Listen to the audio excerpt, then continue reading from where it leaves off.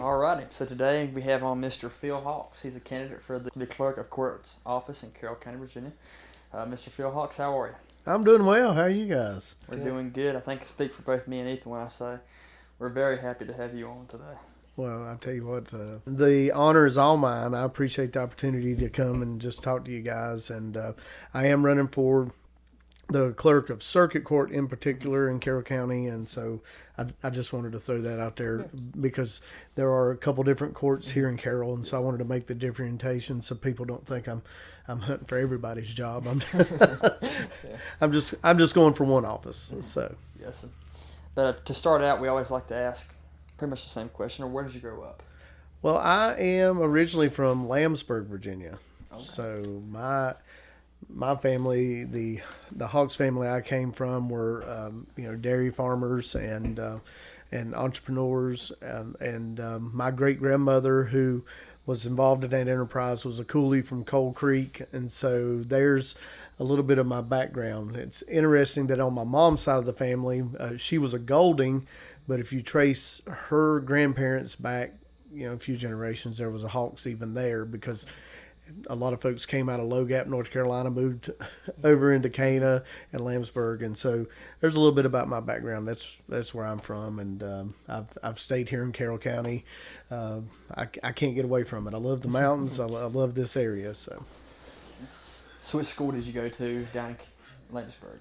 Well, I actually spent 6 years in elementary school at Lambsburg Elementary. That was, of course, like I said, years ago when right before I was getting ready to graduate from elementary school to go to intermediate school or middle school. They brought sixth grade back to the elementary level, and so I got to spend only 3 years at a middle school and then 3 years at the high school, where a lot of folks now have to travel a lot longer to get to middle school and high school. So it was a really good experience. So I'm thankful. My grandmother was actually one of my elementary school teachers for 2 years. That was they used to do split classrooms, so you would have third and fourth grades, and they would swap out teachers. One would focus more on English and writing, and the other one would do the math and the sciences and that type of thing. But it was an interesting small school, but I'm thankful for it. When did it close down? Goodness gracious. Well, I was trying to go through my collective thinking the other day because someone asked me, and I believe my grandmother taught there until about 1995 or so, somewhere around there. It was right after I graduated high school, if I remember correctly, and spent a little bit after that. Did you go to Woodlawn Intermediate? No, I went to St. Paul Intermediate School there in Cana, and 3 years, 7th, 8th, 9th, and then came to Carroll County in the 10th grade. Okay. Now, if I wanted to play sports in the 9th grade, we would have to transition. We have to ride an activity bus up the mountain and play, so we could play football and run track and that type of thing. Did you play sports in high school? I played up until about the 10th grade. I played football, basketball, and wrestled and ran track. The 11th grade, I took a little bit of a hiatus because I liked making money, so I got a part-time job. But I did happen to manage the girls softball team a season, which was a real interesting experience. A lot of good stories, but and then in the 12th grade, I focused on academics because they started the college classes, a little bit of those, dual enrollment, and so I focused on that work. And I did sing in the chorus. I tried out for advanced choir, and so I actually made that and made it through regionals. I didn't make it to state, but it was a lot of fun. That's amazing. Now, me and Ethan are both track runners. What event did you run? Well, I ran what we call the Fat Boy races, so I just ran a 400 every now and then, and I tried to throw shot put and discus without hurting people, but it was a lot of fun. I mean, that's what wrestlers and football players did back in the day. They were your meatheads, if you will, and so that's what we did. And we still have some football players that throw discus and stuff, and every now and again they'll run the the 400 or something. Yeah, and it was a good experience. I'm not that great at it, but we like staying active, and it was a lot of fun. Actually, my twin brother did it as well. I am a twin, so Okay. there were two of us that came out of Lambsburg, out of that household. But So you mentioned your 12th grade year, you wanted to focus in on your academics. You're starting the dual enrollment classes. Prior to your 12th grade year, did you try to focus on your academics, or did you kind of just try your best in that? no, actually, I was actually involved in the talented and gifted program from elementary school on. I didn't realize some of the ramifications of that. I thought my dad was just trying to get my brother and I into busy work. I had an elementary school teacher who it was the only male in the whole school that he told my father that Neil and Phil are rambunctious, and he said, Neil and Phil are bored, you need to give them something to do. So academically we did well, and I think part of that is my grandmother was one of our teachers. She was also an avid reader.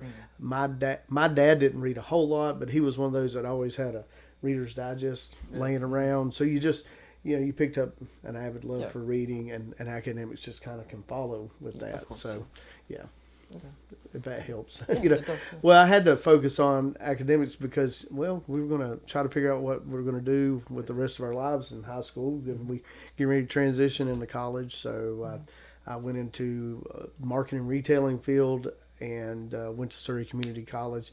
I did classes for a year and then transferred to Fruitland Bible Institute, where actually I got my associates in religion and church ministries.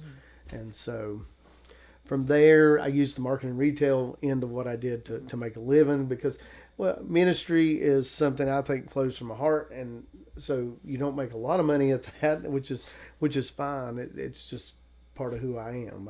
I've done that since.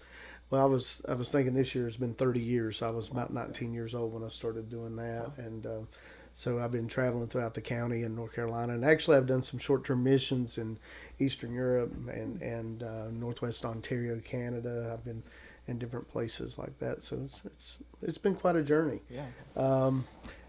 And if we're just going to free for all here and just kind of of go off the cuff, I stayed in the retail world until about the time there were some market crashes, and the government got involved in the car business, and so Luke would probably understand a little bit about that since his grandparents and people in his family are in the car business. And so I was working for a GM dealer as a service manager, and went through a handful of layoffs, mergers. I became one of those 99 weekers where nobody wanted to hire you at a decent rate or offer you a job. So basically, my wife owns a hair salon in town. We have a small business in Hillsville, and she said, "You've always talked about going back to school," because I had an idea that I wanted to be in a therapy field with healthcare. And so I went back and got my occupational therapy degree. I was about 40 years old at that point in my life, 3 kids. And so it was an interesting journey, but I graduated with honors, believe it or not, got a high blood pressure in the middle of that,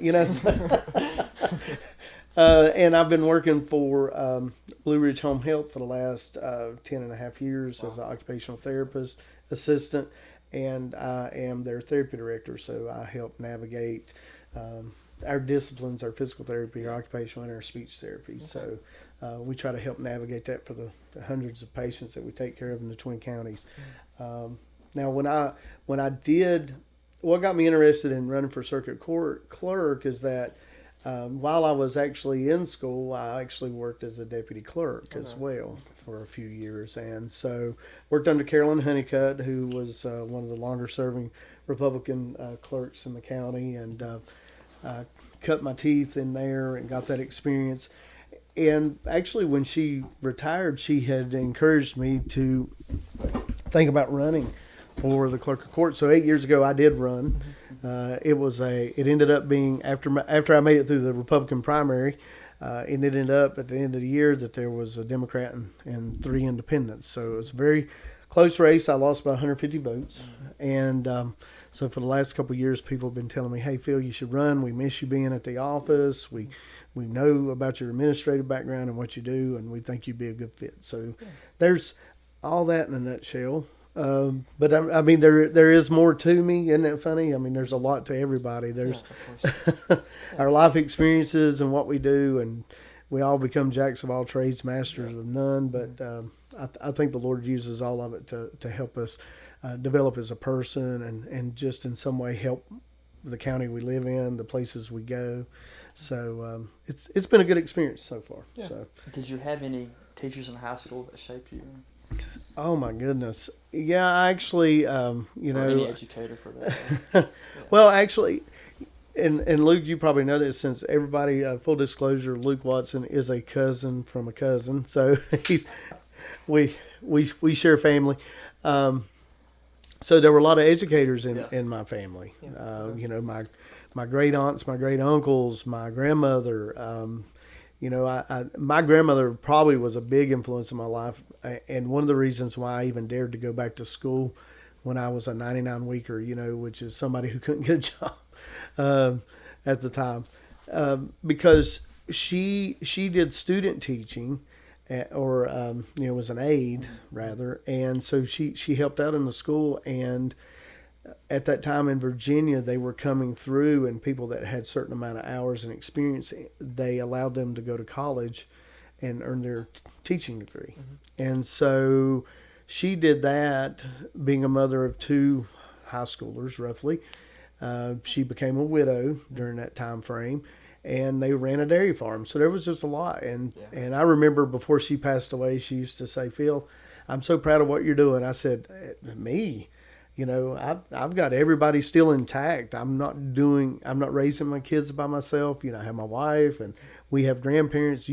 She originally came out of Rayford, North Carolina, and followed a Lambsburg boy up a dirt road, and they ran a dairy farm, And so I always just thought how inspiring that she would pick herself up by her bootstraps, put herself back through college at that age of her life, and she taught for 30 years and retired from the school system. And she shaped me quite a bit. Had some great librarians. I had some great business teachers at the high school level, and I've picked up just different academic professors that to me, are pivotal to who I am, and changed my outlook and changed the way I approach life and what I do for a living. So I could sit here and talk about that all day. You talked about books earlier. Is there any book from your childhood or from the time when you were growing up that affected you?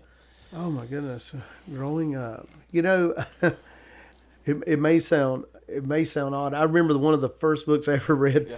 Around here they say kiver to kiver. One of the first books I ever read was a book about Julius Caesar, believe it or not. And I thought it was interesting from the standpoint not that he's this emperor and the whole connotation of the emperor would almost feel like they're God, if you will, but just the different relationships that he had, and some led to his own downfall. So it's just, to me, it was an important book, just to try to always surround yourself with good, encouraging, and not faithful people, but people that will always look out for your best. I think there's plenty of people out in the world that will just, if you're hot at the moment, man, they're going to join to you, and they'll ride you in successes. But when things aren't very successful, where are they at that point in your life? And that applies to, since I've been in ministry, I've seen ministers who get great successes, and when things aren't great, man,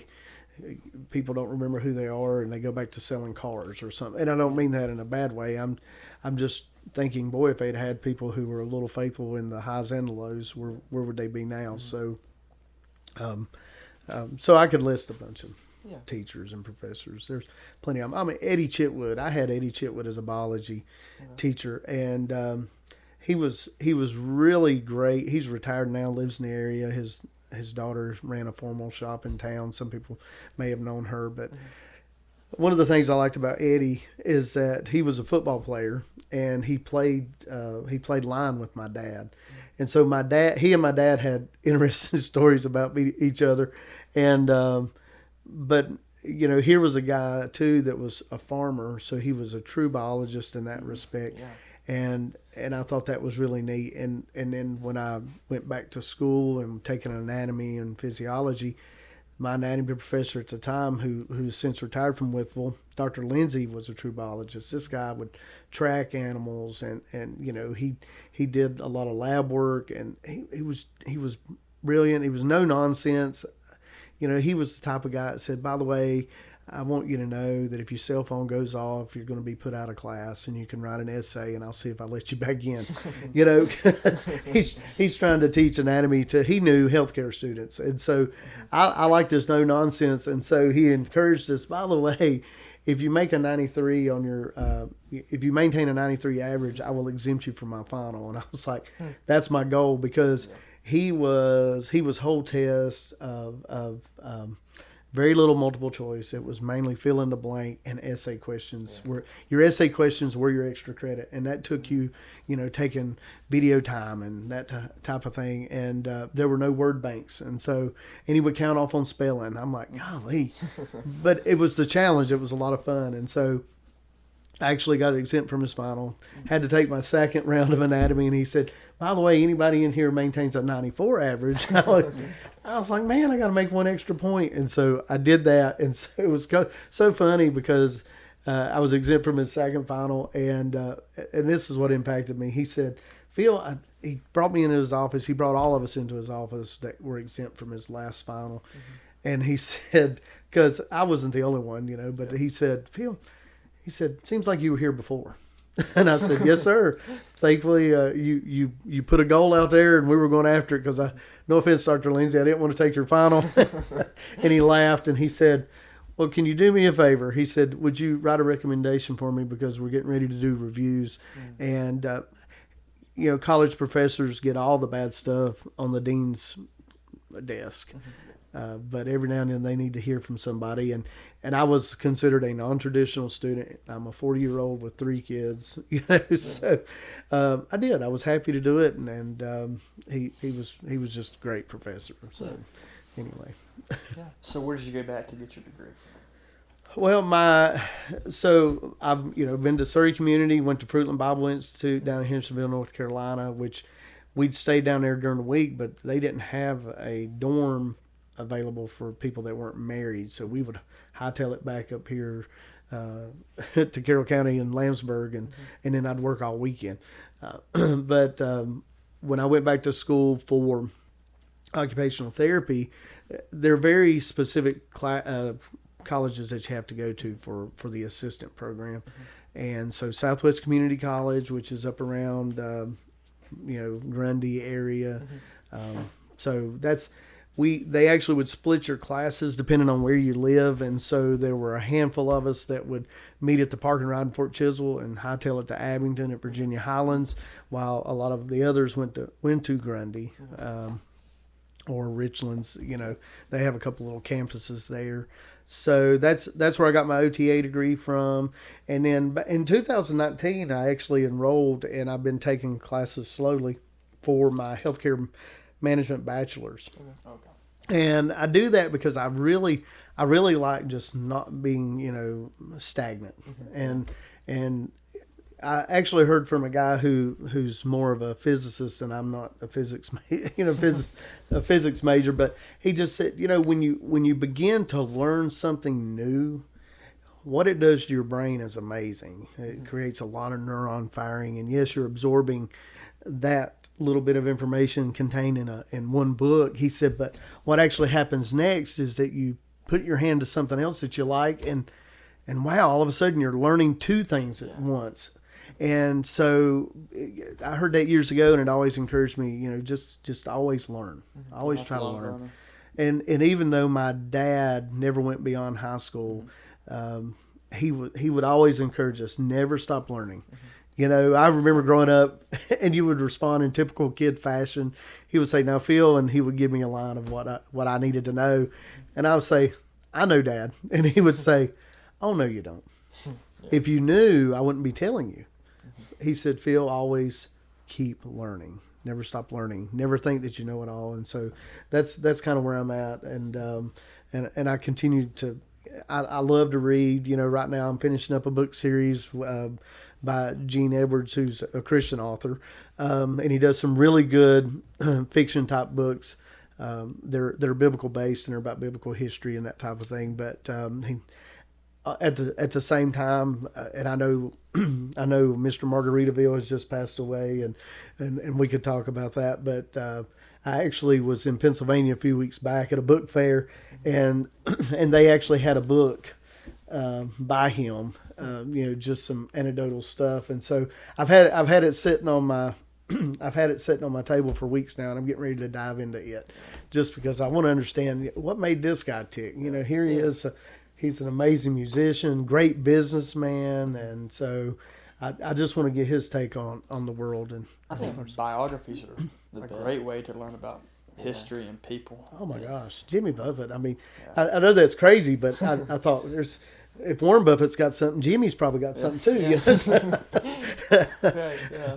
But yeah, I'm that way. I remember my wife gave me a few years ago a huge biography on Billy Graham, and I know Billy Graham, but I was just amazed that this one room schoolhouse boy from way down in North Kakalaki, as they say, could be so famous, and that he could go with the tide. He tried to stay away from a lot of controversy, and just all in all, up until the day he's dead, till he passed away, till the day of his death. Is what I'm trying to say is that he was faithful to what he was called to, faithful to his family, and never let the bright lights. Still lived in a cabin down there in North Carolina. Just interesting guy. But biographies are a great way to learn things about people and just learn nuggets that you can carry throughout life that will help you in all kinds of situations. Yeah. So I've got a lot of good friends that have tried their hands at being authors, and have a pastor in my life. He's retired now, but he's part of a pretty huge network of churches, and gosh, he's written 50 or more books, and not to mention he's constantly doing bulletins and teaching, and so he's a really interesting guy. And I know a fellow down in Wilmington, North Carolina, good friends with him, and he's a businessman and a pastor, and he's put his hand to writing, and he's heavy reading, like big words, you know what I'm saying? Because it's Dr. Randall Worley, but some really good stuff, and he's taught me a lot in life too. So, have you thought about writing? Well, I've toyed with it, and I do write. I have written for certain blogs and different journals and that type of thing, on a very small scale. I like it. It just takes time, and it takes quiet. And I've got 3 kids, so that'd be like me asking you, Luke, would you write in your house? You'd have to hide from your baby sister. But yeah, and I think one day I may try to write something, But you talked about writing in a house. What was it like to take classes? Was your classes online when you went back to get your degree, or? Well, we did certain classes online and certain in person. And I would, being a non-traditional student and even older, because when my first college classes were, and I'm joking, was when Al Gore created the internet. So we had huge floppy disk and your MS-DOS base and trying to learn how to log in just so you can navigate a computer, and then you get the World Wide Web. And so it was a huge learning curve, but it was a good experience, and I needed it because going into healthcare and in the business aspect of what I do, you needed that training. And so I'm glad I had those formal days of having to do it the hard way, because to me it's a lot easier now. Yes, it is. But I'm not a computer programmer, thankfully. I'm not that kind of person.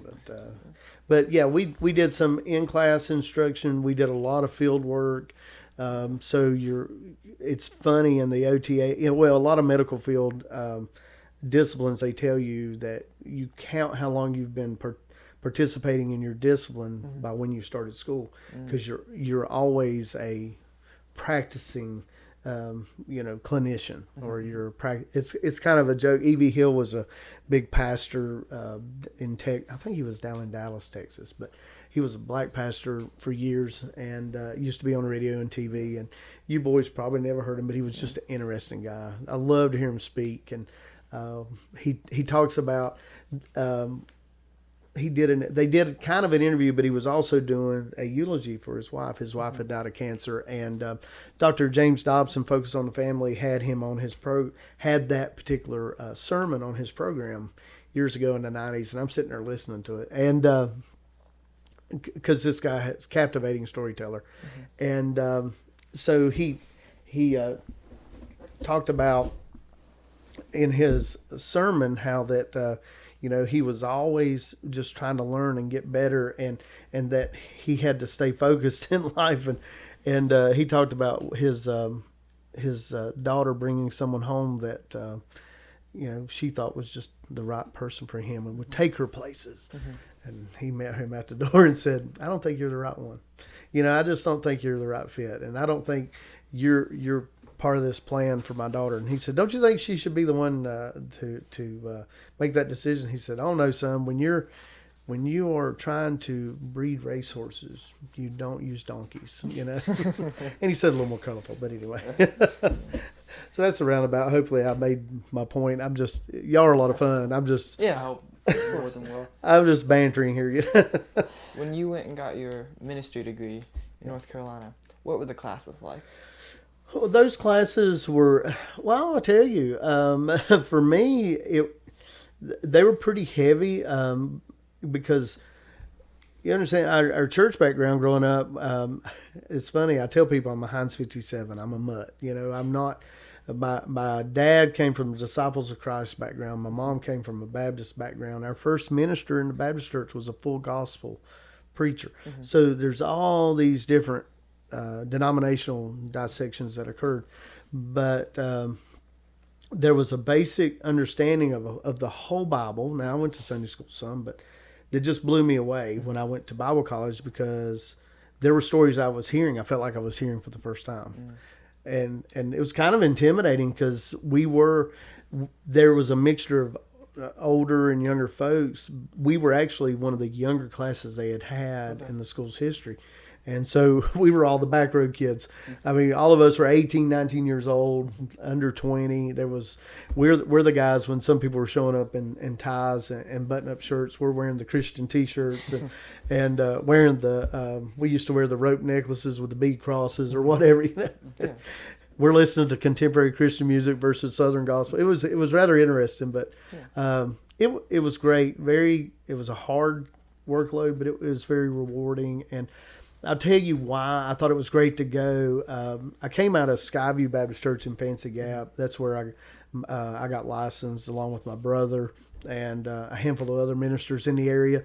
And so one of the reasons later I learned in my mind from a conversation I had with an old-timey minister, and I liked the guy, but the way he came across was, "Hey, Phil, if you would just come out from under your coat, you could preach." Or, "Hey, Phil, if you get away from your notes, you could minister." And so there were all these things that were just thoughts.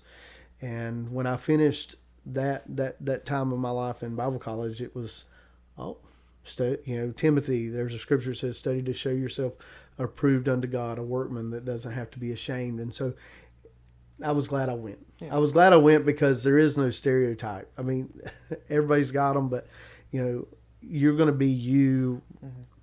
I had a really good, when you talk about teachers that influenced you, there was a Dr. It was not Dr. Ridley.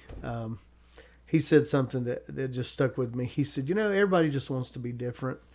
And he said, "But I promise if you'll be you, you'll be as different as I can stand." And so, it taught me just be genuine, be who you are. Yeah. Some people will like the way you do ministry. Some will not. Just like some people will like the way I do a therapy session. Some people would prefer somebody else, So somebody listening to this podcast will prefer somebody else to be behind the microphone for a lot of different reasons. So anyway. Yeah. And you mentioned going back to school for a 4-year degree? Well, I have started the process, on a 4-year degree. I'm pacing myself. I was going a little heavier at it, and then it's almost 3 years ago. My dad passed away, and Sorry. he had gotten really sick, and we were going to a lot of doctor's appointments. And so at that time, I just had to go ahead and just set it to the side. And I mean, that's the beautiful thing about online learning, and it was Liberty University. Okay. So That's my it's a next very question. good, it's a Yeah. good academic program. Yeah. They're very hard. Yeah. But you some great instructors there. Even though I never met them face to face, I was amazed at the caliber of instructors they have. So. Can you talk a little bit about the benefits of going back to school as a non-traditional student versus being younger? Well, I'd have to talk about my brother in this a little bit. It was interesting when we first went to school. I chose the community college, and there's a lot of reasons for that. My brother actually went to Campbell University for a year down in Bowie's Creek, North Carolina, outside of Raleigh. And it was intimidating. It was a big change. And of course, anytime you're 18, life is different. And so going back as a non-traditional student, there was more pressure. Yeah. And it wasn't just self-induced. I wanted to do well because I have a family depending on me. But I remember one of the first labs I was in, since I'm a health major, there's anatomy labs, and they told me, hey, for every hour of lecture, you need to spend so many hours studying, and for every hour of lecture, you need to spend so much time in the lab. And my schedule afforded that, because thankfully, when I went back to school for that, even though it was Southwest Community College that owned the degree, they did a partnership with Withville Community College. And so I told you about those nice little dual classes I took. Yeah. Well, when I'm like, how many remedial courses am I going to have to take? That's really what I thought. Because even though I'd had a degree from a North Carolina school, there are certain classes they won't accept. There's a lot of reasons for that. I think some of it's financial, but I tell people they blew the dust out of the computer, and there was my English with the grade I needed to not have to take English. There was my biology too, so I didn't have to take an extra biology. There were so many really good things. I was like, thank you, Jesus. But my first lab, people were coming up to me as the 40-year-old and saying, Phil, I didn't really understand that. Can you help me? And I'm like, holy crap, I got to know my stuff. Yeah. And so I did. I spent a lot of time studying. I would take my kids to ball practice and do my note cards, and I learned that there are just variations of learning. Some people, and you all hear this all the time, but it's some people learn by listening, some learn by doing, some learn by just seeing. Yeah. For me, it's everything. And so I could write my notes. I would type my notes. I would listen to those notes. There was just a lot of different things that I did. And I think that it's just learning your style of grasping things. But it was Learning a how good to learn. Huh? Learning how to learn. Yeah, learning how to learn. I didn't know that was a thing, but it is. Yeah. And hey, I'm a tad bit ADHD sometimes. Growing up, I was a hyperactive kid, so I'm kind of surprised I did absorb what I did, but I just try to stimulate the learning, and that's what I had to learn, is that I can't look at my notes that I'm taking and here I am redoing them for the third time or the fourth time as work. It's, hey, I'm stimulating learning. I'm putting my hand to it, and so that's the way it is in life. I think a lot of us more so learn by doing anyway. I mean, you guys said you started this podcast thing, and next thing you know, you're pretty busy with it, and it's enjoyable, but it's a lot of work. It is, yes. That's for sure. Yeah. So, I don't know if learning came as I found out that Mr. Ethan Edwards here, I went to school with his dad. I'm older than him, but I always thought your dad was a very good intellect, and he still comes off a pretty smart fella. Yeah.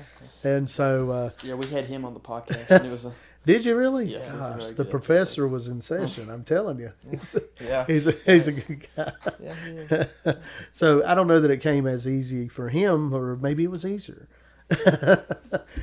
But I think everybody just has to, you just put your nose to the grindstone. And so me going back as a non-traditional student was, people count on me. And it wasn't just my family. Next thing I know is that, oh, this is how I'm going to learn as well. I'm going to teach others. And as I teach others, then I'll learn the concepts of anatomy and physiology. And so made A in those courses. I graduated with honors, believe it or not. And so it was a great experience. And I'm glad I did, and I jokingly, I was, they would pick 2 different class presidents for the OTA classes. Mm-hmm.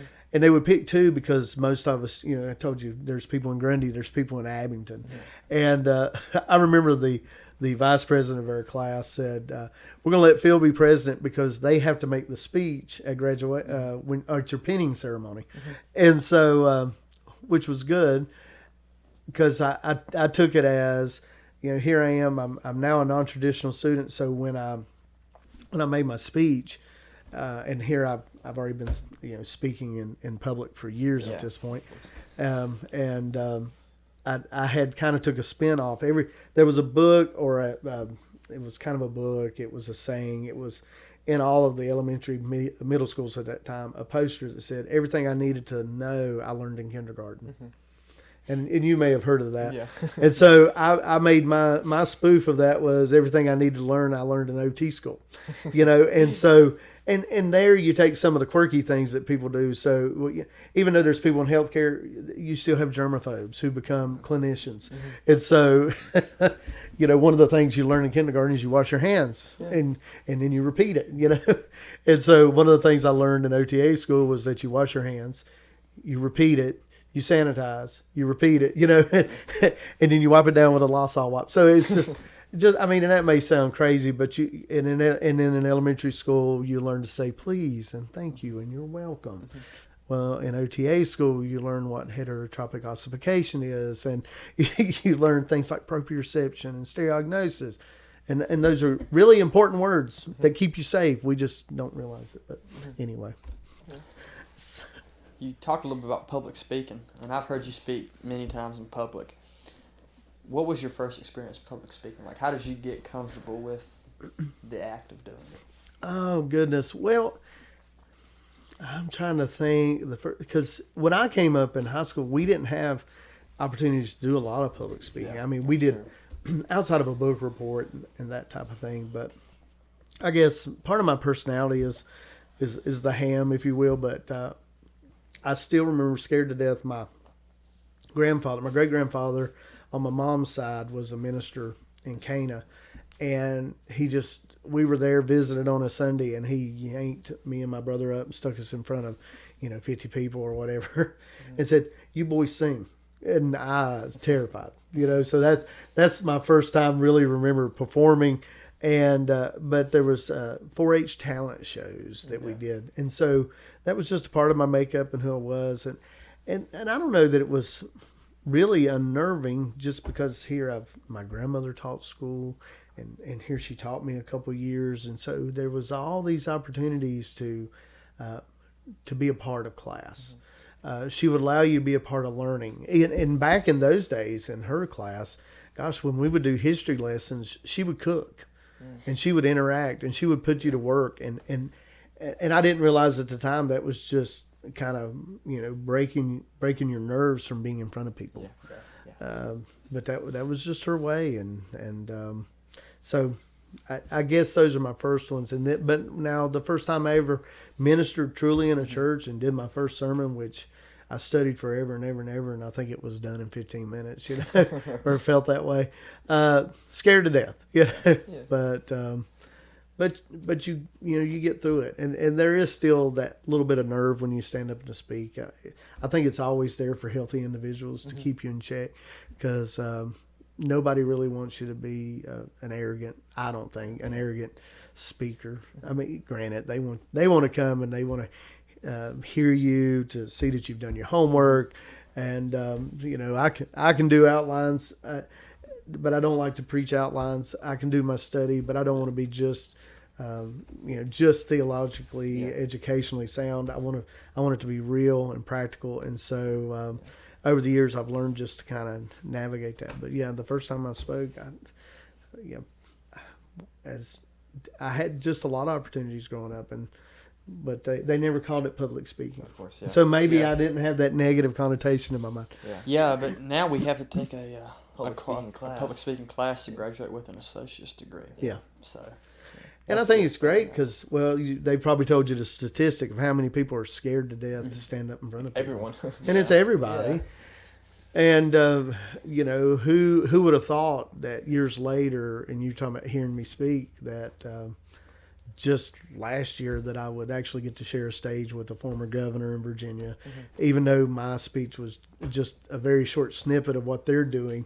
I thought, wow, what a blessing, and I'm glad that I didn't have that fear anymore. That I'd overcame that in my life, and I've enjoyed being able to do it. So yeah. I think a little bit of, not really fear, but a little nerves is always a good thing. It's like when we're running a cross-country race. The races I've been not really concerned at all is the worst races I've ran. It's always when you get, like, when you're a little bit nervous, but you're ready for it. I think that's when you really excel at certain stuff. So I think that's always a little bit healthy. Well, I think what somebody said, it's not that fear is holding us back, but we do things scared to death most of the time. And it's okay. Yeah. If you have to do it scared to death, as long as you're doing it. Yeah. And there's plenty of people that I've read that they stood up in the worst times, and it was the scariest of moments, but they just excelled because they dug deep and they stood right in the middle of it. Not everybody gets the opportunities of a Winston Churchill, but Winston Churchill wasn't. I don't know that how much confidence he had, but he just knew what he had to do, and he stood to his gun. Yeah. Or the Ronnie Reagans. Yeah. I read a book about Ronald Reagan. Since I am a Republican and a conservative, Ronald Reagan is one of those guys. I remember growing up with a family background in the Democrat Party. Yeah. You could hear a little bit of different things about Ronald Reagan, but growing up to me was like, wow, yeah, he is a cowboy. I like that. I love the fact that that he's this gunslinger mindset, but in that I thought, well, I have this mentality, well, he's got to be the good guy then, right? And it seems like everything he's doing is very pro-American. It's pro-family. It's all the things that the conservative party should be about. And so I remember reading a book about him, and so we're dealing with the Cold War, and we're having meetings with Russia, or the USSR, the former Soviet. And he is, I won't say twice age, but he's a lot older than Mikhail Gorbachev. And so he dug into his background in acting. And so while they're over, in Siberia conditions where the wind's blowing and it's snowing, and the Russian is, all balled up in fur, and he's got his hat on, Ronald Reagan's out there just in his suit coat. And everybody's walking slowly up the stairs to the to Air Force One or wherever they're going, and Ronald Reagan is running. And there's just so many things that he did to project strength and vitality. And even later he would talk about to people close to him, man, I'm so exhausted. I'm so tired. This guy's wearing me out. But he wanted to project and be the part. He did, and not that he wasn't. He was true to himself, but it was just he really wanted to project strength and vitality. He didn't want Americans to see the president going over there and bowing, if you will, to an oligarch, or to a dictator, if you will. So. It was, and so I really liked it. I got to actually vote for Ronald Reagan when I was in elementary school before I was 18. It wasn't real, but it was interesting. They used to send out things called weekly readers, and I don't know if you remember that, but they did a poll. Who would you vote for? And they put the candidate's name, and so I was a part of that process. I got to vote for Ronald Reagan. I think we did that in the 2016 election. I know we did in 4th grade. Yeah. And Mikhail Gorbachev, he's an interesting figure in history too. If you look into it, he's written a lot of books. I won't get into all that, but he was an interesting leader. He did some good things and some bad things. But well, this is the way he was the right man at the right time for what needed to happen for the world. Yeah. And having been in the former communist bloc countries, I've been in former Yugoslavia and Czechoslovakia. So I've been in Prague. I've been in Serbia. I've been close to Kosovo. I've been in Ukraine. I've been in Romania. And even though a capitalistic type economy is something hard for them to navigate, because they're trying to learn to navigate it with trying to hold on to a little bit of socialism. It may not be communism, but it's socialism. And so some of those folks feel like they don't have quite as much as they did even under communism. But that's only because it just seemed that it was the seeming, it's seeming that we had more. But at the end of the day, they probably had the same amount of stuff and goods and services. But they felt like if their leaders were doing well, because the king of Serbia, the king of Yugoslavia, did really well under communism because he was a good friend of the Kremlin, and so if you'll kiss the ring, we'll take care of you. Yeah. So, but then you would go 30 minutes to an hour down the road in Romania, and here the dictators down there were starving their people and just being brutal to them and arresting Christians. And I've been in Timisoara. I've been in the town square, and there's still bullet holes in the building where the revolution occurred, and they created their own freedom after the curtain fell. They were not going to have a dictator anymore. They weren't going to have and so it's an interesting. It was an interesting time in history to live in, but I think we always live in those moments, and we hope that the cowboy wins. We hope the white hat wins, the good guy, and so we. And you all can see this. I know you're young, but you can see that we're getting ready before long. We'll have 9/11, and it's not that we don't deal with jihad, but it seems like there's always a different adversary. Yeah. They're always the same. They just come in different clothes. They come in different avenues, and so we've dealt with communism. We've dealt with socialism. We've dealt with Islamic jihadists, but there's always something that will always come against us, and so we hope that we stand in the moment of history that we live in, and we do the right things. We dig deep. So you've been to Ukraine. I have been to Ukraine. It was a very short trip. I have a pastor in my life, a good friend, whose mom and dad started a Bible school in that region, and so they actually connected to Ukraine, Germany, and a lot of different places in Eastern Europe. And they would do video. They would do Bible college for people, kind of a Bible college atmosphere, if you will, to teach local pastors, give them the tools they needed, and learn how to network with other churches for survivability and that type of thing. So I went for a couple of days. Actually got to do some public speaking there in a huge, I can't remember, it was a Lutheran or an Anglican church. This was a non-denominational group, but the meeting place that they were going to be at, I can't remember if it was under construction or no. They were having issues with electricity in Ukraine at the time. They were having issues with water. I mean, it's always something. Yeah. And so we the pastor I work with or worked through, they had bought a small apartment in Kiev that they would network out of, and they also had a recording studio in there so they could do their videotapes for the Bible college or the Bible school, and it was a really great experience. And so, if I was there right now, I would probably say Dobre Dan. Or if I'm in Serbia, it was Dobro Dan in Ukraine, Dobre Dan in Serbia, which sound a lot alike. So good evening. And, my horrible Serbian, that would be Dobre Dan, Gospoda Bogoslovia, Kokosi. And so I said, good evening, how are you? God bless you. So there's a little bit, and that's very little. And could they speak English pretty well? I mean, the scary thing is when somebody comes up and say, "Oh, I can speak English," and it takes them 15 minutes to have, just a paragraph with you. But they do try to learn it. Yeah. Learning English is key to financial success, really, for them. So a lot of them may want to learn it so they can be an interpreter, because there's plenty of foreigners that come in. You're always needing interpreters, so they can make a good living there. If they're interpreters, they can get involved in the legal system. So there's all these opportunities, and it's not just that, but you're going to have a lot of contractors come in to create new businesses, because they are going to get cheaper labor. And so there's a lot of car manufacturers who come in or suppliers of parts, and so they build certain parts on cars. Or there's a huge conglomerate of Eaton over in Czechoslovakia. In Prague.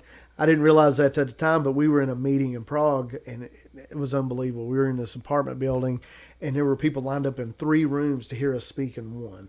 And so they have to lean in from the hallways. It was unbelievable. And one of the guys there was actually from Wisconsin. And I'm like, why is this guy from Wisconsin here? Well, he had moved there for a little time because Eaton had set up a plant. And Eaton, at the time that I was working in the car business, did a lot of parts and nuts and bolts and different things for car manufacturers. And so he was there just to kind of check on the progress. And one of the guys who went to one of the local churches, because this was a networked group. And so a lot of different churches came in. And so the guy he was with, he was this English guy from Wisconsin, was teaching him how to speak English well so he could do well in the business world. And he in turn was returning the favor by being his chauffeur. He was getting him from point A to point B, so he didn't have to ride a bus or a tram all the time. So it's kind of interesting. But good setup. Yeah. So you've talked about your different experiences public speaking. Yeah. What are some important lessons or skills that you've learned that have helped your speaking? Well, for me, even if, and I try to be this way in life, it's something I've had to learn. Even if it's something negative you have to talk about, let's focus on the positive aspect. You know, I really think people want hope. I really think people want to see the brighter side.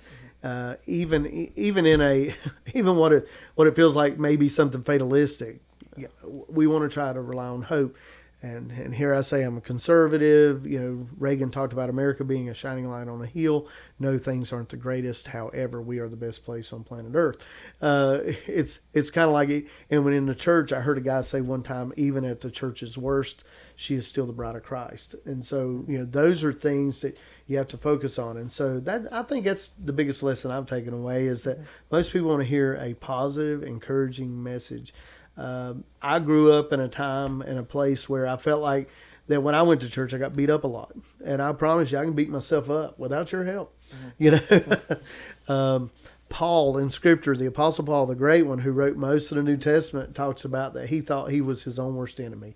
You know, what a wretched man that I am, and who will save me from this dying body of death. And he talks about having this hope in Jesus. And so I really just try to be somebody who's going to be encouraging. That doesn't mean that I don't talk about the negative aspects of human nature or the bad things that happen in the world, but Christ looked at the church and Paul told us through Jesus' words, you're the light of the world, you're the hope of the earth. And so that's what I try to share when I speak. Even if we have a meeting at work, I say I'm a therapy director and we have therapy meetings, and not everything, I'm going to have to talk about negative things that are occurring. But I try to say, you know, hey, all of you are brilliant. You're smart. You passed your courses.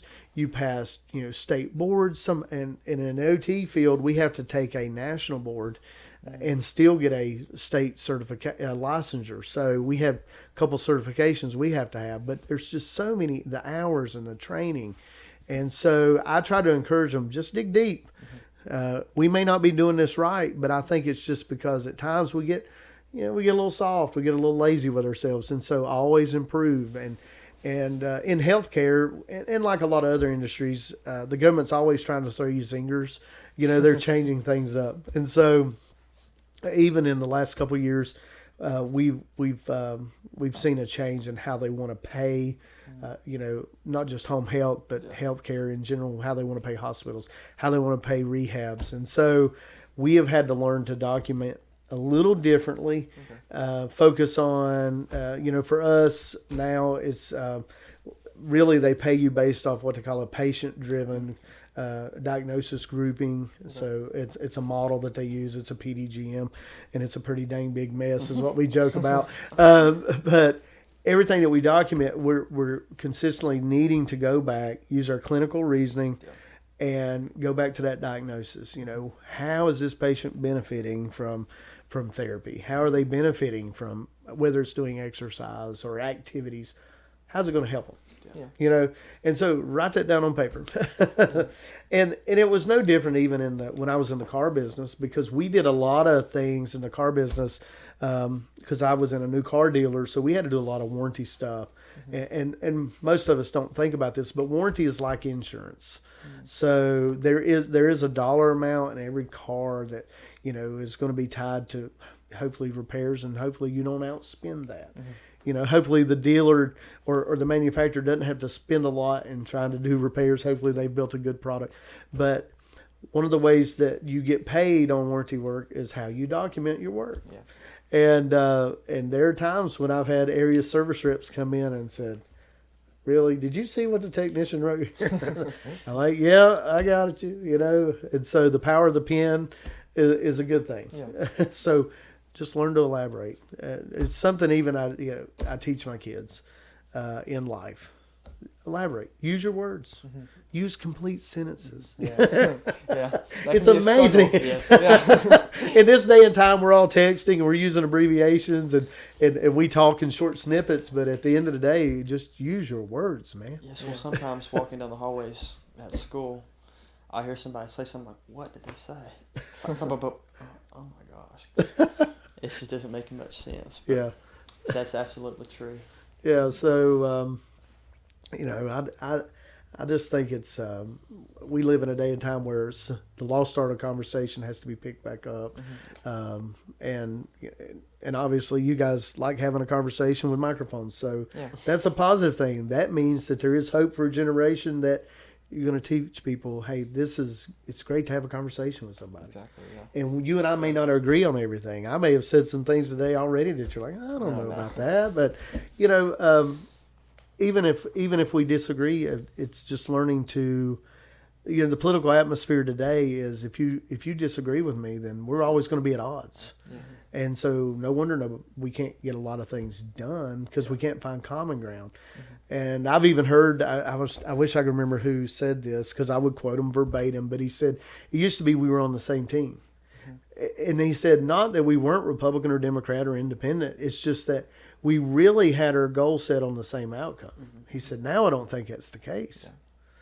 And so it's not that just we disagree, but now we're disagreeing because we're not even going toward the same outcome. And that's the crazy part. So in healthcare, when I'm talking to my guys and trying to be positive, is our outcome is the best, for a person that we're in the home with. Or, if you're in the hospital, that patient in the room, you're gonna do the best to, one, do no harm. The non-malfeasance, we will do no harm, and then we want beneficial outcomes. So everything we do, we hope they walk better. We hope their activity tolerance is greater. We hope they can participate in life. And so I have people all the time, what does occupational therapy mean? And I said, well, everybody has an occupation. And the occupation of life is a big one. And regardless of what age you're in, because occupational therapy is involved from NICU units at birth all the way to geriatrics. And there are different things that we do to facilitate movement and to facilitate well-being of an individual so they can participate in life. And so we don't think about that a lot. I mean, for people who grew up typical, and never struggled with what it's like to actually, let's say, masticate your food, eat your food. There are kids that are born into the world that actually need therapy to develop the muscles in their mouth just to be able to suck and swallow to survive. And so we're trying to teach people how to survive. And and if someone ends up not having an appendage, then we try to teach them can you survive life without one appendage, or how can you use a prosthesis, and to be able to survive. And so we try to teach people how to adapt to life by using certain utensils, buying equipment, whatever, So it's an interesting life. And I'm sure you have lots of good conversations with your patients. There's there's great people. There's just great people in this county. I mean, people, almost all people are good. And I think if we can turn off the TV and talk to our neighbor, we find out that everybody, really there's a lot of decent people in this world. There are decent people in this county. Second time running, I've been in a lot of different homes. It's time for retail politics where you knock on doors. You go to a lot of events, and so it's amazing the caliber of people that live in this area. And even though we're mountain folks, for the most part, we're not country bumpkin. There's people who have only a high school education that are brilliant. My grandfather didn't even graduate from high school on my mom's side, that grandfather, but he could run heavy equipment like nobody. He would grade with a bulldozer so well that people would say, "Can you get C.J. Golden to do it?" He was involved in the project with I-77. He actually helped when Bowman Gray Stadium for NASCAR was actually graded. He helped with that grading process. And here he barely even had an education in school because, well, he was a farm boy and he didn't like school, and it's kind of aggravating. Cramping my style, man. But yeah, I do agree when you said most people are good people. Yeah. And even when they disagree with each other. Yeah. I think it's really interesting. There were some stories, especially in the 2016 and 2020 elections, where husband and wife disagreed with each other on political issues. Yeah. But they were still able to love each other and Yeah. come together at the end of the day and have real conversations. Yeah. I feel like that's pretty special. Yeah. Well, and I have met houses that are considered divided, and we're not talking about ACC teams that were pulling for two different teams. That they're different on the political spectrum, but hopefully we see what matters. Yeah. We value each other as human beings created in the image and likeness of God, and that we're all given the gift of life. And so I think that's the bigger conversation sometimes. Is that if we're going to work at the same goal, how can we make humanity better? How can we make our government work better for everybody? And so part of why I'm running for Clerk of Court is I try to think of, you all have probably heard from the time you're learning about anything to do with government and the judicial system is due process. And so a lot of us think of due process mainly from an injury standpoint, or if there's a criminal involved, due process. We got to make sure that somebody goes to jail if they need to go to jail or whatever. But everybody deserves due process. And it as simple as, there's 800 and some duties that a Clerk of Circuit Court does.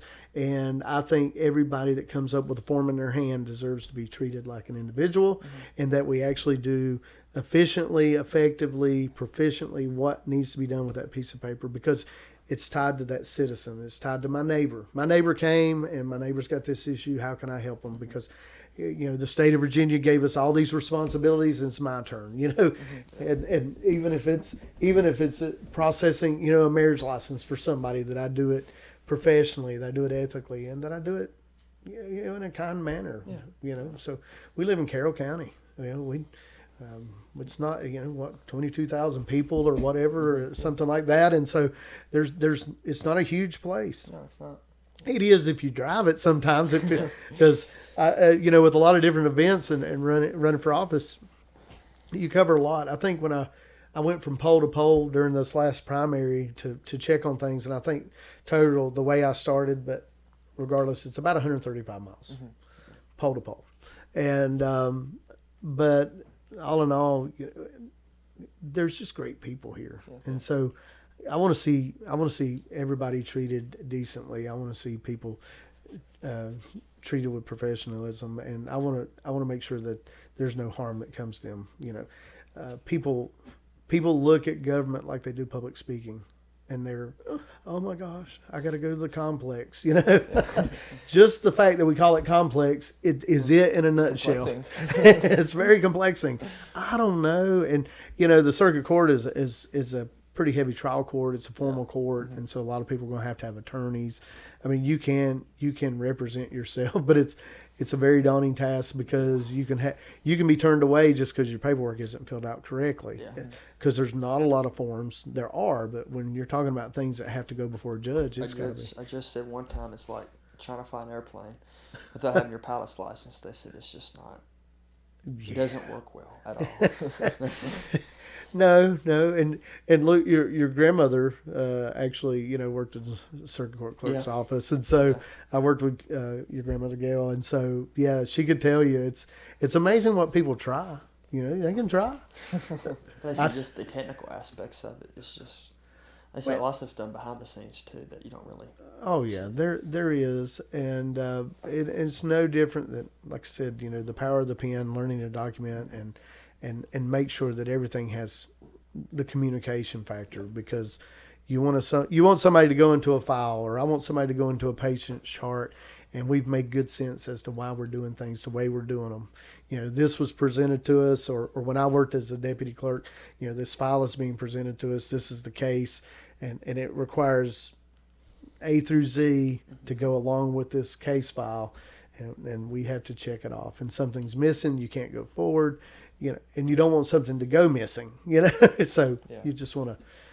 So anyway, I think we just want to have a good conversation about beyond technology, and technology is key. Everybody's getting more technical, and we need those aspects, but you still have to deal with people. You still have to give good customer service. I mean, I've been in marketing and retailing so long that I don't know where it stops. Ministry, you're marketing and retailing. There's this aspect of what I do. It's not that I'm trying to please people all the time, but it's just I still want to be decent to people. I want to be good to people because there is a product that I have as a minister. It's called the gospel. I mean, God Himself. It's good news. So why would I make it anything less? And why would I want somebody not to have a good experience with the good news? With healthcare, it's for your health. So we want it to be healthy. You hear doctors being said they've got the worst bedside manner. I'm like, well, that's crazy. That's where your office is. You're on the side of the bed. You're trying to help somebody. Give them health, give them life, be good to them. Talking is extremely important. I think that's something that people don't do often enough, is working on conversational skills and communications and building real connections between people. And that's something that the podcast has helped with tremendously. That's what we really started it for, is really to be able to... Me and Ethan started talking, and it seems like people are taking less and less time to spend one-on-one time with somebody to actually have a deep conversation with each other. Sure. And we had a conversation on the bus for about an hour about that. It's like, see this right here, this is what is productive and good, because you really get a transfer of ideas. And you really build a connection with that person. So that's what we really started the podcast, was to be able to take people that we pass by every day or have little tidbits here and there. How are you doing? How are you doing? Sure. And be able to sit down with them and have a hour or two conversation about their life and learn something from it. And most people that everyone that we've had those types of conversations with, we've built a connection with. And we see people in town all the time that, before we would have said hi and walked past it, now we have actual conversations. So that just goes to show you how important learning how to build connections with people and talk is. I mean, I think it can solve a ton of problems. Well, you spend time... and it may not have been all in person with the good Congressman Griffith. He's a genuinely great guy. So amazing and brilliant. You were at the Paul dinner and he starts showing that he's a history major. Blows my mind, the dates and the times he can remember and the stories. And I actually it was so interesting. A few weeks back, I got to meet up with him, and he was going to be at the Fiddlers Convention in Freeze. And he doesn't get to go to Freeze a lot. They don't have a lot of events. It's a small town. But the people were so gracious to have a conversation with him. Here he is. He's in Washington, but he's our representative. And you're here in Freeze, Virginia. And the funny thing from there is, and again, it's about people and not just technology, is that they're out there in the middle of Freeze and they have no signal. And so they wanted to go to River Hill Baptist Church off of the Grayson County Parkway. It's an African American church there, and they were celebrating their 150th year. He wanted to be a part of it. It is a small corner of what he would cover, politically, but he just wanted to honor them. And so it's so funny. How are we going to get there? Phil, do you know where it's at? Yes, sir. I know, because one of their former pastors pastored in Carroll County for a little while. He was my pastor, did my wedding, back in the day. And so it was really interesting. I led a congressional delegation to River Hill Baptist Church. I didn't have any flashing lights or anything, but it was just so funny. But it's just gracious people, and having a conversation with people, you get to learn real quick. Are they real or are they not? And there's always more than just the surface. I got to meet our great Governor Youngkin, just a few weeks back, and what a gracious man! Just very, I mean, he's smart, he's well spoken, but he's kind. He was kind. He was at the Galax Fiddlers Convention and spent time in the crowd, and probably would have spent more time. But the guys, with the black SUVs said, "Governor, we have to be somewhere else." But he was just enjoying himself, being kind to people and thanking them for their support, and people are thanking him for, trying to do good things in Virginia. And I know you guys know this, but when you finally heard somebody, let's lift mask mandates, let's let people go back to school, or let's, what I'm saying, that there's just a little bit of breather where you can go back to a little bit of normal. Yeah. And so we're glad to have, somebody do that. And anyway. Well, we'd love to get to more of the politics side of it. Yeah. How did you get into politics? Well, was it always a lifelong interest? Or? Well, I don't know. It's something, again, go back to family. We kind of grew up with that aspect in our family. My distant cousins, people were mayors, people, were attorneys, people were a part of the government complex in Carroll County. And so it was just something that was always there. And I don't know that I even consider myself a politician, but I do have to talk about politics a lot. So I get it. And there's a political body that we always deal in life, whether, government or work. And so it's just something that came up really since, I would say since 9/11, just wanting to be more involved, more understanding of what's going on in our government. Yeah. And not that I'm trying to sound weird, but it's like, how did this happen? How does it fall off the radar? Why does the government work this way? We try to correct and do things that are for our good. But, I've traveled so much that I thought, oh my gosh, why am I having to get almost undressed just to get on an airplane? That aspect of it, because you go somewhere else and they're not quite as stringent. And so I guess that's part of it. And just understanding too, biblically, I really feel like that there's a goal and a role for Christians to be involved in certain aspects of local or regional government. And because as a conservative, we understand that we believe that faith in God is essential, and as a Christian, I mean, it's because of our Christian faith that I think being a good participant in government and being able to help shape and direct narrative. So I guess that's part of it. And if you look at history, I mean, we don't ever think about the fact that Daniel, Shadrach, Meshach, and Abednego, those little Bible stories we hear in Sunday school, they were in the political realm. There were a lot of prophets or a lot of priests that ended up working directly or indirectly with the kings, and so they're the ones that turned the ear or gave sound advice. And so we want to take those opportunities that are presented to us in life, and if it's government or in the private sector, because I've done a little bit of both, we just want to be good stewards of what God has given us. If He's given us wisdom to help lead and direct a clerk's office, then let's apply that. Why not go for it? I still remember, I'm a Russell Wilson fan as a person, and because he played for NC State, and I'm an NC State nut. I know a lot of people say, well, he came out of Wisconsin. Well, that's true, but he started at NC State. And I read a little bit of his history. Somebody wrote about him in his time at NC State. And they talked about how that they felt that a king or a prince walked among them at that time. That he was the guy that didn't just jump up and leave class because he's got to go to a ball game. He would walk up, and this may be his military background. His dad was, in the service. And he would excuse himself to the professor and say, I hate that I have to leave, but I am going to have to leave because that's what the coach told me. Is there anything you need? And so he was just always gracious and kind and good. And then you read more about him, and people always thought, well, before your dad died, a lot of people said you're not big enough to play football in the NFL, or you're not strong enough to be a baseball pitcher, and he's both. And so when people talked about whether or not he would go to Super Bowl and win, he said, why not me? Why not? Who says I can't? And so you don't limit yourself in life. And even if again, I've ran for clerk once before, and it didn't go as I'd hoped, but I've tried to just put my hand to the wheel of what I'm doing and try to just get better at it, and hopefully that makes a difference in people's lives.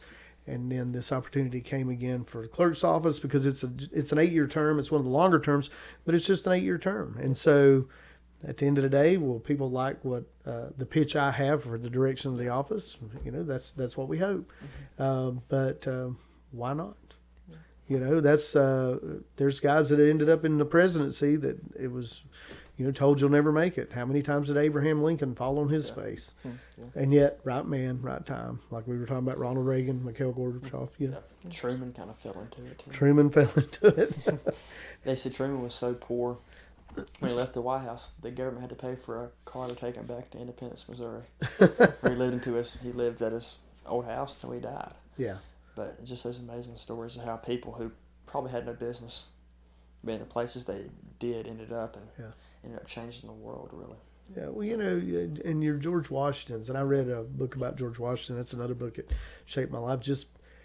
He was such a huge figure in life, and to the point that he had to cut himself and off from being involved in politics. That he basically created his own term limits because he kind of saw what they would do with him. That they would take him and make him a king. Yeah, and that was never the dream of America. You can see that if you've ever been inside the Congress building, inside the art gallery. If you look at the top, there's this picture of Washington, and there was a certain word. I went on a tour there with my family. Oh, wow. Certain word they used, and I don't remember what it was, but it basically meant to become a god, and that was the term they used with Washington. Wow. They adored him, and they looked up to him so much, just everyone at the time, that they viewed him as a god, really, as a godlike figure.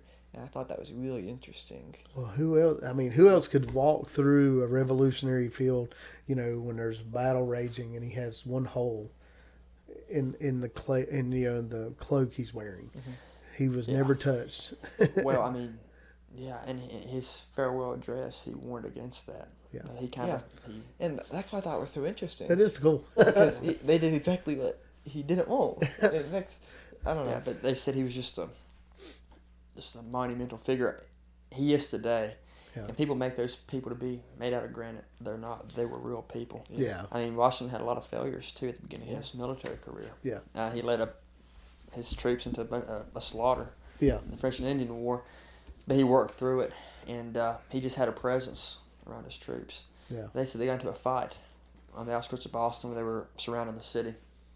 And there was hundreds of them brawling with each other. And they said you could see a line being cut through the crowd as he was walking towards them. He started yelling, and everybody stopped, of course. This is just a reverence for him. Yeah. Just that type of person. It's just really interesting. It's interesting, and there's so many people. You even think about a figure like Moses, if we're going to talk about, biblical figures as well, because there's two religious groups that revere Moses, and they're, the Israelites and the Islamists, and so, or the Muslims. And so, but it would have been that way with him, that's why when Scripture it says that God hid Moses' body after he died, and I don't know if you remember that part in Scripture, but a lot of people are like, why would he do that? Well, they would have set it up as an object of worship. They would probably dipped him in bronze and stuck him. Calf. Yeah, they would have made a golden calf out of him. Yeah. And was he perfect? Absolutely not. He wasn't even allowed to go into the Promised Land, but he led people to it. And so I just think it's interesting. There is a thing in human nature that we gravitate to people. But if we remember at the end of the day, they are people. We're thankful for what they do, for the lessons they give us. And then we try to... we try not to set them up as God and kings. And that way, when they mess up, we'll be a little better, if they mess up. Oh, okay. They're human. They're human. Yeah. Do you have any American historical figure that you really look up to? Well, I've kind of said George Washington being the father of the country, Ronald Reagan. Oh, my gosh. Yeah. And the reason why Ronald Reagan, well, the Cold War and coming out of that without a war, and just what he did economically. Now, I think Reaganomics could have helped navigate us through some other storms. But after it's the after effect and the changing of certain policies where you'll see, a decline in an economy, and economies come and go. Don't get me wrong, but those two people in history, as far as American politics, are great. I've really enjoyed watching a certain group of governors, throughout history that have done really well, and I like Governor Youngkin. I think Governor Youngkin's been good for Virginia, and I think he's got our best interest at heart. He's doing really well. We got a lot of people moving in here. Industry's picking up.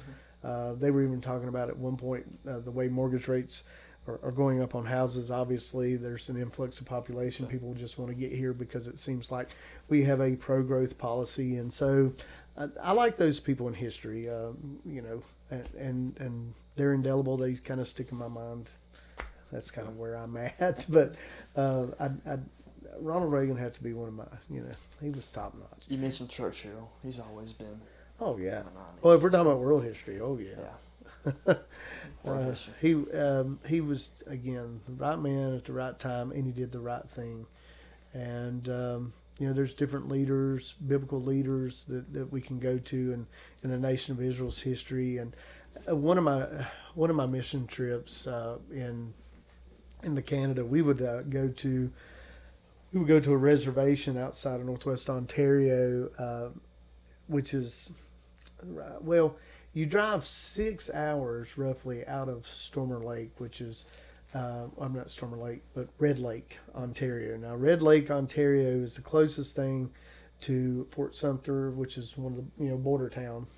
And so you go to Stormer Lake, we worked with a lot of Reformed Mennonites. And so we worked with this group called Impact North. And the people that we worked with actually moved with their family of 5 girls. Oh, my gosh. From Hickory, North Carolina up there. They had worked with some guys. And just amazing group of people because you're in the middle of nowhere. Yeah. Honestly, if you were to take Google Earth and look up Nungesser Road, you'll understand what I'm talking about. And look for Stormer Lake, and you're driving on a wood pulp road forever. I mean, it's made for tractor and trailers hauling lumber. And so you get the middle of nowhere, and you dump off on it's gorgeous lake, and there's these really nice cabins and houses that they use as a retreat center. Mainly, for Christian conferences, but it's kind of a place where they bring people in to detox. They bring people in to, to try to help. Because at the time the first time I went to Pekanjicum, which is one of the closer reservations to Stormer, they had one of the highest suicide rates per capita in North America. I wanted to say it was over 60% of the population were alcoholics on a reservation that's dry. There was rampant gas huffing. So you would meet a 10-year-old kid who had all his teeth rotted out, from inhaling solvents. They had to come in and make and it's crazy with global warming. You would think this is crazy, but every can had to be aerosol instead of non-aerosol because they would crack it open and dilute it with water to make alcohol. I mean, it was just the craziest thing. But we would go up there and do ministry, and it was just, I don't know, it was just amazing. And you see how other people live and how other people interact. And so to answer your question, I was trying to remember all that you were asking there, but I'll kind of circle it back that you're good. Yeah. That there's just a lot of opportunities where you can make a difference. And so we would go up there and just minister to the poor. The first time I went, we actually did a children's ministry on the reservation. We slept on the floor of this in this double wide that was maintained by one of the elementary school teachers. The elementary school teacher, she's just had a birthday, and she's 71, 72, but she's out of Minnesota. She's out of an area close to Virginia, Minnesota. I found out when somebody in Minnesota asks you where you're from, don't just say Virginia. You have to say the state of Virginia. But she left everything and went and decided to live, in the wintertime in 40 below weather, limited access to things because if you get to Pekanjicum from Stormer Lake, if you go by boat, it's about 3 hours, and you get out a few times, and you'll pull a boat across a conveyor system, so you can get out of treacherous rapids and not go over waterfalls. or get stuck. And in the wintertime, it's accessible because of the frozen, the ice roads. Mm-hmm. And so this lady moved up there to teach English and to teach the Bible.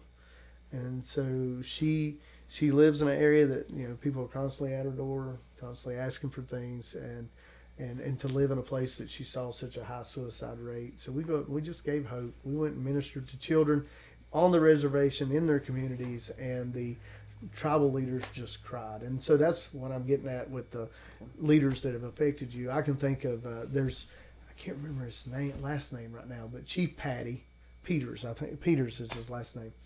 Chief Patty Peters, who actually led something in that small reservation that in diameter probably is not as big as Carroll County. Yeah. I think it's even smaller. Surrounded by water in the middle of nowhere. You hope you don't need a hospital. I mean, you got sick bay, but you're going to have to wait for a plane to come get you. Mm-hmm. But he actually led an effort on that reservation amongst the First Nation people called I think it was called the White Eagle Initiative. Okay. And so what they were trying to do was to petition the government for the rights to their minerals, the rights to their land, the rights to their, the wildlife that's around them, because the government, like a lot of things the natives have experienced even in America, the government has pillaged the land, and took all their mineral rights away and took all the things where they could be their own self-sustaining nation. Mm-hmm. But the government came in and said, well, we built you houses, we'll give you a little bit of money, you just stay right here. Mm-hmm. Don't cause any trouble. And in the whole time they feel stuck, and so there's this depression and cloud and suicide rate. So I think of people like that who, even though the government said no, he starts an initiative to say, we're going to find a way to get this. We're going to find a way to make it ours, because we want to be a self-sustaining people again. Mm-hmm. I want to give my people hope. I want to give them jobs.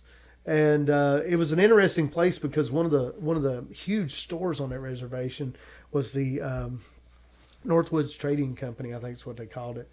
And so it was an old Hudson Bay trading company, if you've ever heard that in history. And so it's a combination of a supermarket, a post office, and a KFC. And the wonderful thing about KFC being there is that you get to have a variation of poutine. And poutine, if you've ever had it, is cholesterol in a cup. It's shoestring French fries, cheese curds, and brown gravy. It's amazing. But those leaders like that, people who, formal education, some. But, he came from a generation where the government came in, and even the churches came in and took the kids away from mom and dad, stuck them in a parochial school and taught them, hey, your language is evil and your customs are evil, and you're just really not that good, and then finally they got liberated and went back home, and so a whole nation had to learn to rebuild family, teach their kids their native tongue again. I mean, but this leader came from that generation and still has hope to lead his people to try to give them a better life. That is cool stuff. I mean, even in Serbia one time, I hate to keep jumping everywhere. No, you're fine. We were in a church in Belgrade, Serbia, Belgrade, which is the capital city. And we ran into this guy, and we were having to use interpreters to talk to him and his wife, and he had a little son at the time. And I haven't seen him since 2000. It was about 2002, I think, something like that. But after we ministered to him and we encouraged him, and everybody's crying and snotting, it's a good time in church, just giving him hope. And there was a good team of us.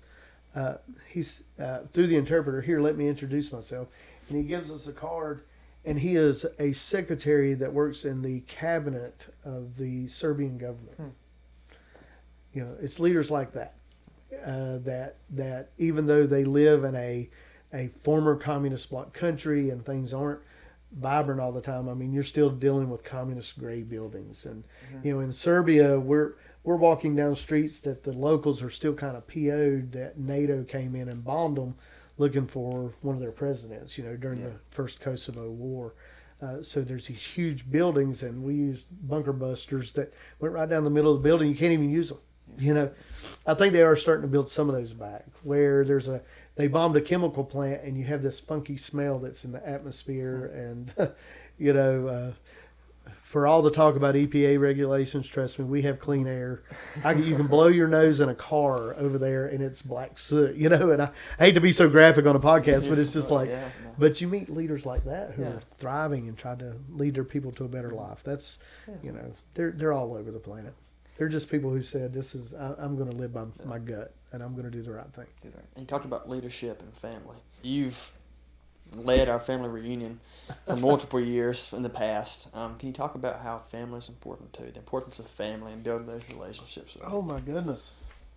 I didn't know until I became an adult that there were just family units that weren't family, you know, family.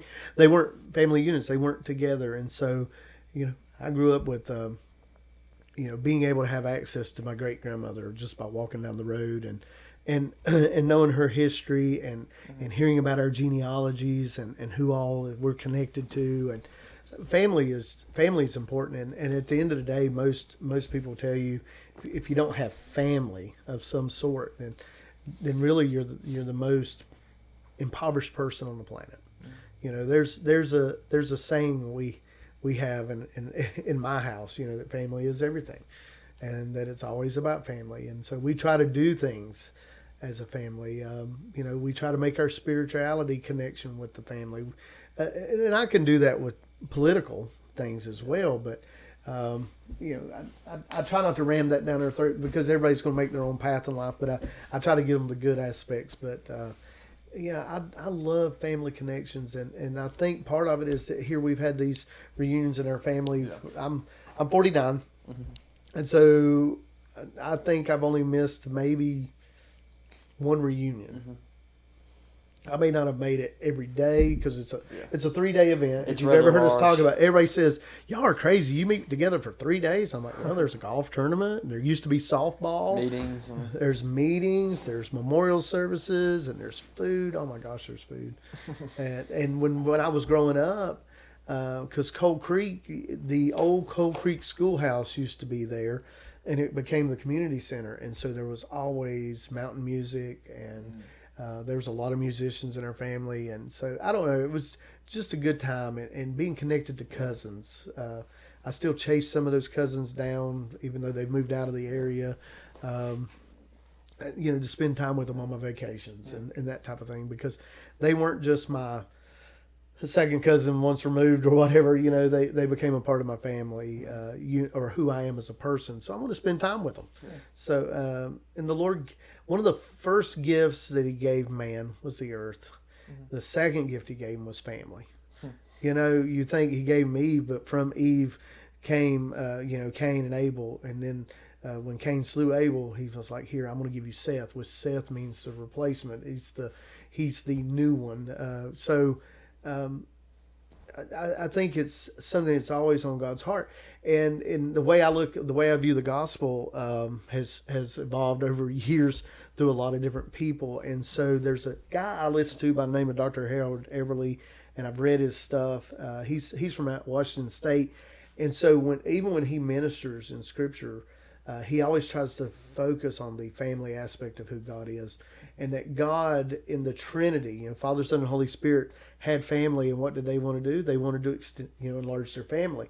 And so, if you need a scripture, you know, you can go into 1 Peter and you can talk about where God. It says of God that before the foundations of the earth, He chose us in Him to be sons and daughters, to be adopted as sons and daughters. So, you know, it's more than just this sinner needing salvation. It seems like there's a son and a daughter that's lost their way. And so that's the way I approach the gospel, you know, and that, because family has always been important to my dad till the day he died. You know, he's the banana pudding maker of the Cooley reunions. And so that just becomes part of who you are. And I didn't want to turn away from it because, you know, I did grow up. My dad, you know, unfortunately, my mom and my dad divorced when my brother and I were around 12, 13. And the way it worked out is that pretty much my dad chose to be a single dad raising 2 teenage sons. And he said something so profound that it's carried me through life. Guys, we can make this work or we can fall apart. and this is how I think we can make it work.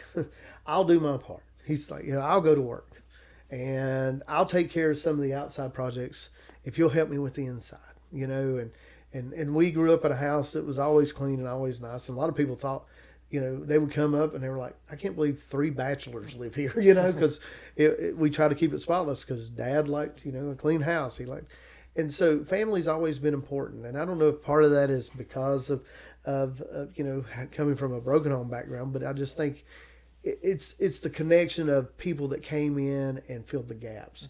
My grandmother, my aunts, my uncles. Oh my gosh, it was never a person where you had to go join a gang to feel like you had family. Not that you didn't have best friends, but there was family connections, and those are deep, And so, anyway, family's very important. And even though campaigning, I've been on the road a lot. My son is so enthralled with family. Like my youngest, especially, he's 9. I've got 3 kids. So Dawson's 22. She's a nursing student. Branson's 18. Y'all know him, and he seems like a good guy. He is. Plays football. And then Creed is 9, and he rules the roost. You know how the babies of the family are the baby's family. But this last night before bed, he was like, now, Dad, you are going to be the one to take me to school today, right? Because he loves that connection. He loves family.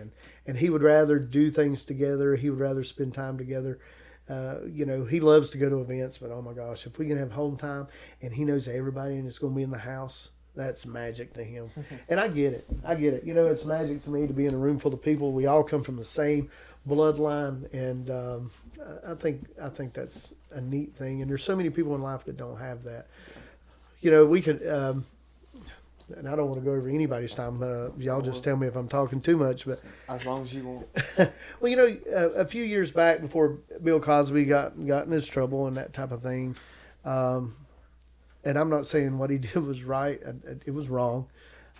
But there was something that Bill Cosby added to conversations for as long as I can remember. I mean, I'm the kid that watched him do Fat Albert. And if you've ever watched the Fat Albert rerun, or if you ever watched the Cosby Show and about the Huxtables, there were some really good things that he wanted to teach people about family. And there were a lot of family shows growing up, true family shows, mom, dads, kids, and just strong units. And so one of the things that he noticed in a book that he co-wrote, and I cannot remember the other author's name, but they would go around, especially in the community of the African Americans, and try to teach people that they need to value family more, and that fatherless homes are problematic, and that the fatherless home creates a lot of issues for generations to come. And so and you can see that in a lot of different groups around the world, but the ones that thrive and survive, they seem to have a really good unit, or they've learned to make a good family unit with what they've been presented with. There's plenty of people I know that have been raised by grandmas, and oh my gosh, the grandma is the mama bear, and and that's what you hope in life, is that somebody has a good father figure and a good mother figure. It's important. And so for me, after divorce, it's not that we didn't have contact with mom, but the everyday. If you've been with your parents, as much as parents can get under your skin, you can probably think of a time that you didn't wake up and mom and dad weren't present. It's a big deal, because there's a lot of kids that don't, a lot of folks that don't have that. But I did have, again, my grandmother who was also our school teacher, but she was the babysitter and she was the go-to. And she's probably the one that gave me the love for travel. Her dad, she had one brother who died when we were teenagers in a car accident. And that brother had a daughter and a son. And so that was the only nephew and niece my grandmother had. And she would try to do everything she could with them. Always go back home and do stuff with them. And so when she ran on trips, she would take Sheila, her niece especially, because she was the one who always liked to travel. And one time, I know before my great uncle passed away, and Sheila told this story to me just a few months back, maybe in a year ago. He said he would always accuse me, Sheila, you actually belong to Dot Calloway. because Doc Calloway never let any grass grow under her feet. She was always wanting to go explore, always wanted adventures. And he said, I can't keep you at home. You always want to go somewhere. So that probably leads into, why I like to travel as well. But anyway, it's been great hanging out with you guys. So I just, hopefully something I share is a good thing. Absolutely. I appreciate the opportunity to give you a background of who I am. I don't want to be a magnanimous person. I want to think that I'm somebody that I'm not. I've tried to learn to live in my own skin and be, a genuine person. But everything we do in life, at work, at play, at home, it impacts so many people. Whether you're in politics or not, it just impacts your neighbor. It impacts, your community. And I think it's just important to realize all these gifts that we're given and try to do well with them. There was a story, and I'm trying to remember the author. He was in a region where, and I want to say it might have been Matt Peterson telling this story. And Matt Peterson is a pastor down in Winston-Salem who I admire, great guy. He was in a sister church that I was connected to for years. And I can go down today and Matt will call me by my name. He's just a great guy. He used to work for the CIA. He's so interesting. And so, but he told this story, and I thought it was Matt, but he told this story about being in a village where while they were there, chaos just kind of erupted right in the middle of the village all of a sudden. And when the chaos ensued, everybody was moving in one direction, and in my mind, all I can think about is kind of this little island of people, and they're moving to the to stage left, and so they found out through an interpreter that basically the way the family unit was in that tribe is that everybody had a hand in raising your kids. And they weren't just your neighbor, that they were more like family. And so we made sure that every kid had what they needed, and everybody tried to educate the kid. Everybody tried to make sure the kids stayed in line with code of conduct, code of ethics, just how we live in society together, and we're going to prosper.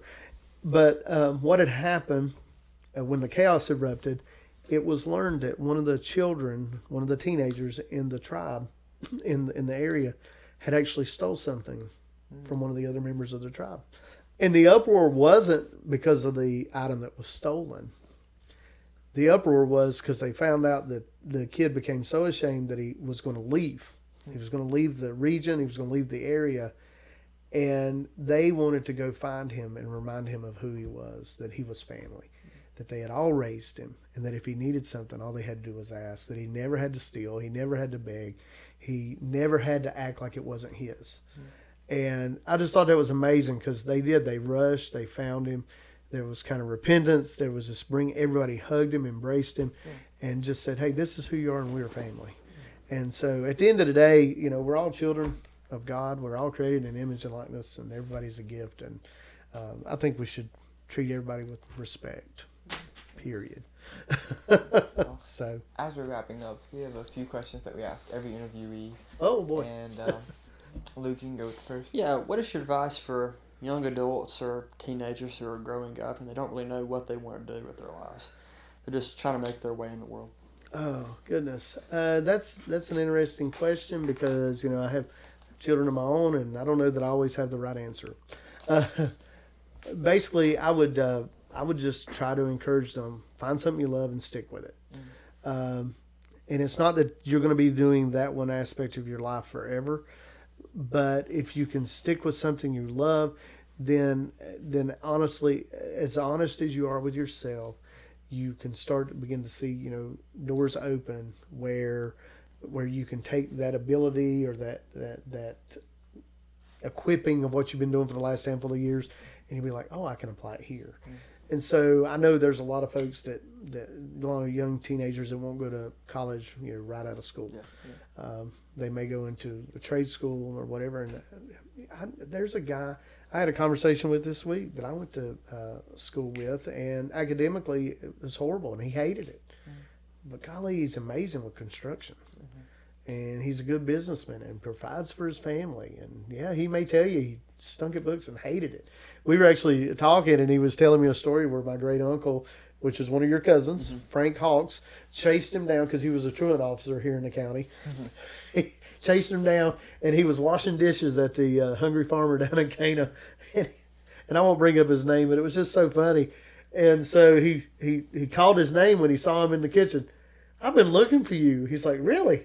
Well, you found me. He said, well, I've been looking for 3 months. He said, well, Mom knew where I was at. He said, and I guess if you're looking for me, I'm in trouble.